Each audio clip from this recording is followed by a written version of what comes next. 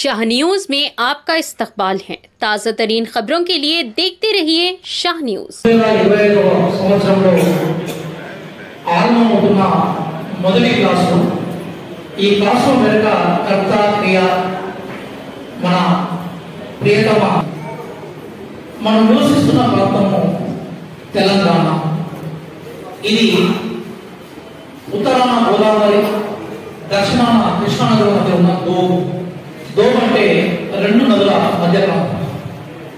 ఈ ప్రాంతంలో నివసించే మన మీద భౌగోళికంగా, రాజకీయంగా, ఆర్థికంగా మన చుట్టూ ఉన్న మన దేశం, మన మాతృభూమి భారతదేశం యొక్క ప్రభావం ఉంటుంది.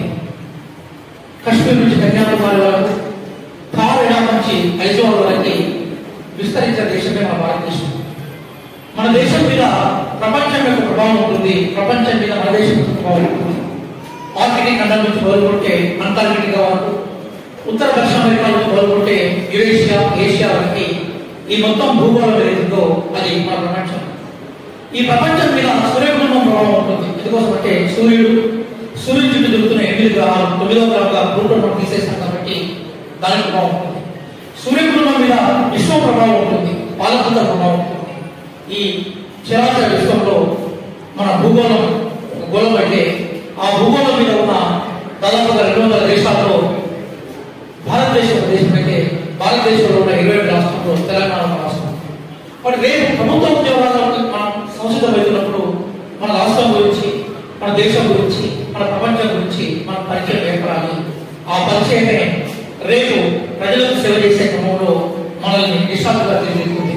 ఆ నేపథ్యంలోనే గ్రూప్ 1, గ్రూప్ 2 పట్ల, గ్రూప్ 3, గ్రూప్ 4 పట్ల ఒక ఫండమెంటల్ అండర్స్టాండింగ్ కోసం, ఎస్ఐ కానిస్టేబుల్ పట్ల ఒక ప్రాథమికమైన అవగాహన కోసం, రేపు టీచర్గా సెటిల్ కావాలనుకున్న కూడా ప్రధానంగా టెట్, డిఎస్సి పట్ల ఒక అవగాహన కోసము ఈరోజు మహబూబ్ నగర్ పట్టణంలో ఎన్ఎం శ్రీనివాస్ రెడ్డి గారు మన ప్రియతమ నేత, ఇక్కడ ఎమ్మెల్యే వారి సారథ్యంలో ఈ క్లాసెస్ మనం ఆరంభిస్తున్నాం.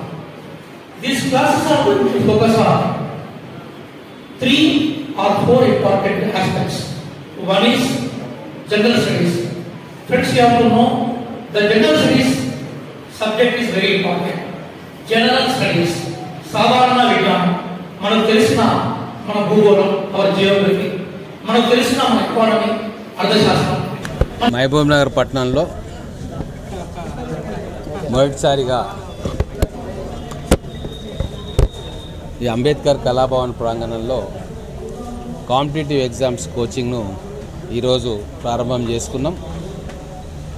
పట్టణంలో నివాసం ఉండే ప్రతి యువత, ప్రభుత్వ ఉద్యోగాల్లో ఆసక్తి ఉన్నవారు, ఎస్ఐ కావచ్చు, కానిస్టేబుల్ కావచ్చు, విఆర్ఏ, విఆర్ఓ, అలాగే టెట్, డిఎస్సి ఇటువంటి ఎగ్జామ్స్ రాయాలని కోరిక ఉన్న ప్రతి ఒక్కరికి కూడా ఇక్కడ సబ్జెక్టులను బట్టి వారికి కోచింగ్ ఇచ్చే ఏర్పాటు ఈరోజు నుంచి మొదలుపెట్టినాం. దాదాపుగా ఒక 3 నెలల పాటు ఈ కోచింగ్ కార్యక్రమం జరుగుతుంది. హైదరాబాద్ నుంచి ఎక్స్పర్ట్స్, వివిధ సబ్జెక్ట్ ఎక్స్పర్ట్స్ వచ్చి వాళ్లకు ఎగ్జామ్స్లోని మెలకువలు, సిలబస్ అనుసరించి వాళ్లకు కోచింగు, అలాగే టెస్టులు పెట్టడం, వాళ్ళకు మెటీరియల్ ఇవ్వడం, వాళ్ళకు సూచనలు, సలహాలు ఇవ్వడం, ఇవన్నీ కూడా చేస్తారు. బెస్ట్ ఫ్యాకల్టీ హైదరాబాద్లో మనకు అవైలబుల్ బెస్ట్ ఫ్యాకల్టీని తీసుకురావడం జరిగింది. వాళ్ళకు కావాల్సిన అన్ని ఏర్పాట్లు కూడా ప్రత్యేకంగా మా తరఫున మేము చేస్తూ ఉన్నాం. వారు ప్రతిరోజు లెక్చరర్స్ వచ్చి పొద్దుటి నుంచి సాయంత్రం దాకా వీళ్ళకి కోచింగ్ ఇచ్చి వాళ్ళ టైం టేబుల్ ప్రిపేర్ చేసుకొని దాన్ని బట్టి ఏ రోజు ఏ లెక్చర్స్ ఉంటాయి, ఏ లెక్చరర్ వస్తాడు, ఏ సబ్జెక్ట్ తీసుకుంటాడు అనేది ముందుగానే తెలియజేసి ఒక సిస్టమేటిక్గా ప్రైవేట్ కోచింగ్ సెంటర్లు ఎట్లయితే కోచింగ్ నిర్వహణ చేస్తారో, అశోక్ నగర్లో కావచ్చు, దిల్సుఖ్ నగర్లో కావచ్చు, ఏదైతే ఉన్నాయో వాటికి దీటుగా అంతకంటే మంచి ఇన్ఫ్రాస్ట్రక్చర్ తోటి ఇక్కడ మన మహబూబ్ నగర్ పిల్లలకు కోచింగ్ ఇస్తూ ఉన్నాం. ఇక్కడి నుంచి హైదరాబాద్ పోయి కోచింగ్ సెంటర్లో కోచింగ్ తీసుకొని అక్కడ బోర్డింగ్, లాడ్జింగ్ చేసుకోవాలంటే దాదాపుగా 50-60 వేల రూపాయల ఖర్చు అవుతుంది.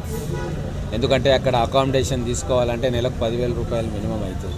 కోచింగ్ సెంటర్లలో మినిమం 25,000 రూపాయల దాకా వాళ్ళకి ఇవ్వాల్సి వస్తుంది.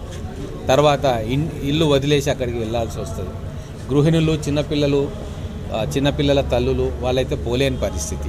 మరి అటువంటి వాళ్ళందరికీ కూడా ఇక్కడనే మహబూబ్ నగర్ నడిబొడ్డున ఈ అంబేద్కర్ కళా ప్రాంగణంలో మంచి వాతావరణంలో వాళ్ళకు అన్ని సౌకర్యాలు కల్పిస్తూ కూడా ఈ కోచింగ్ మేము నిర్వహిస్తూ ఉన్నాం. దీన్ని మహబూబ్ నగర్ పట్టణ ప్రజలు, ఈ చుట్టుముట్టు ప్రాంతాల్లో ఉన్న యువకులు, విద్యార్థులు పూర్తిగా సద్వినియోగం చేసుకోవాలని చెప్పి మీడియా మిత్రుల ద్వారా వారిని కోరుతాం. ఇప్పుడు ఈ హాల్ కెపాసిటీ ఒక 700-800 ఉంటుంది. దాన్ని మించిన తర్వాత ఏం చేయాలి, ఎట్లా చేయాలి, డిజిటల్ స్క్రీన్స్ పెట్టాలన్నా పక్కనే చేసి కూర్చోబెట్టాలనేది ఆలోచన చేస్తాం. మాకైతే అందరికీ కూడా సమాచారం ఇచ్చినాం. ఈరోజు మొదటి రోజు కాబట్టి ఇంకా రాను రాను కూడా విద్యార్థుల సంఖ్య కూడా పెరుగుతుంది. దానికి అనుగుణంగా మేము ఏర్పాట్లు చేస్తాం.